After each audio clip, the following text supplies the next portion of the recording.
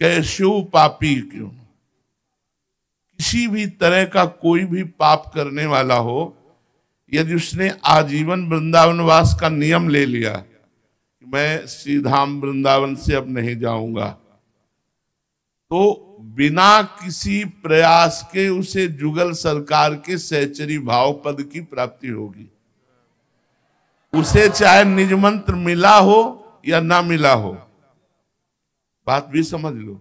उसी समय इन्होंने प्रश्न किया था, महाराज जी इसमें लिखा है जुगल की सहचरी भाव की प्राप्ति, तो फिर अगर निज मंत्र नहीं मिला, दीक्षा नहीं लिए तो हम कहा तो भी एक होता है परंपरागत जाना, एक होता है गिफ्ट देना। गिफ्ट में प्रियालाल हमारी स्वामिनी के रूप में मिलेंगे और हम उनकी सहचरी की सेवा। एक बार मानसरोवर में पूज्य गुरुदेव भगवान ने कहा कि वृंदावन में यदि कोई पक्षी भी उड़ के आ जाता है तो सहचरी भाव को प्राप्त हो जाता है। तो उस पक्षी को किसने निज मंत्र दिया, उस पक्षी को किसने दीक्षा दी? ये धाम का प्रभाव है। तो अपने लोग बड़े भाग्यशाली हैं, ऐसा कह सकते हैं कि हम सब बड़े भाग्यशाली हैं। हमें प्रियाजू ने भटकने वाले संसार से हटाकर अपने धाम में रखा। अब जैसे भी बने इसलिए कह रहे कि तुम्हारे बनाए कुछ बनेगी भी नहीं।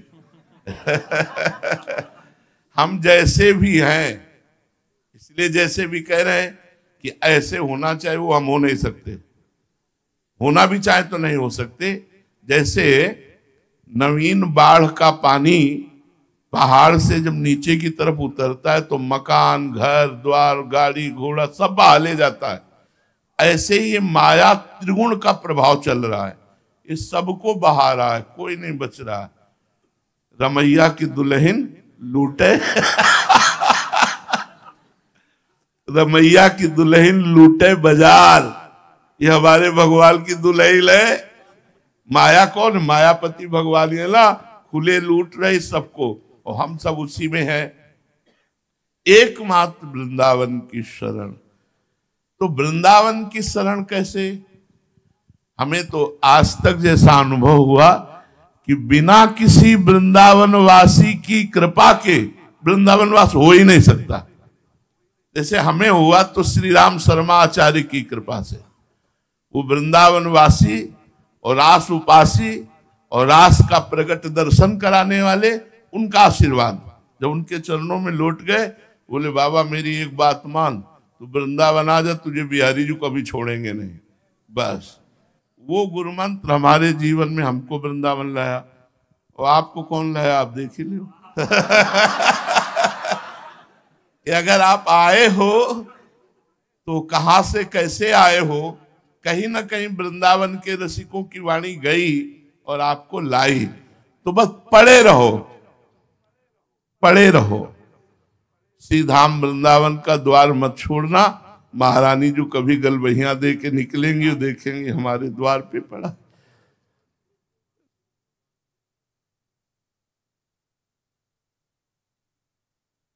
का भरोसा है, साधना का नहीं। हम क्या साधना करें? मन अलग जा रहा है, इंद्रियां अलग जा रही, तन अलग, तो हम क्या साधना करें? हम बस यही कि जैसे द्वार में पड़े हैं तो कभी बड़े हैं, वो कभी निकलेंगे, देखेंगे कि हमारे द्वार पे पड़ा है, कभी कृपा करते हैं।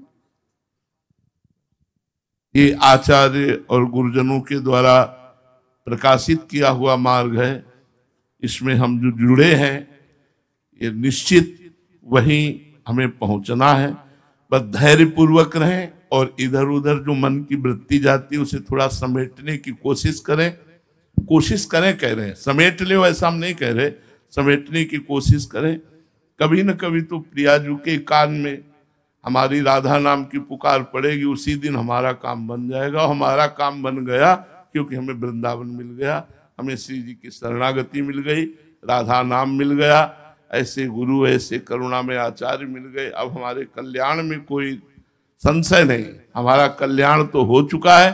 अब हमें श्री जी की सेवा में पहुंचना है।